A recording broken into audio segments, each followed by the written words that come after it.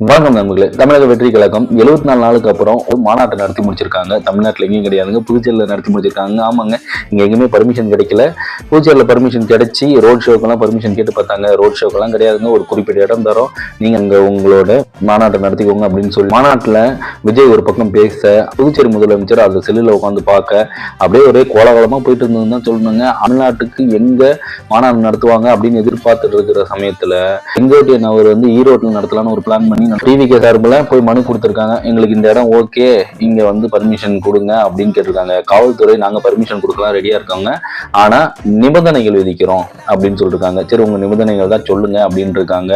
Just 84 நிபந்தனைகள் கொடுத்திருக்காங்க. அந்த 84 நிபந்தனைகளையும் கேட்டு அலைவி போயிருக்காங்க டிவிகே தரப்புல. ஆமாங்க, மழை பெஞ்சா என்ன பிளான் பண்ணுவீங்க, வெயில் அடிச்சா என்ன பிளான் பண்ணுவீங்கன்ற அளவுக்கு சொல்லிருக்காங்க.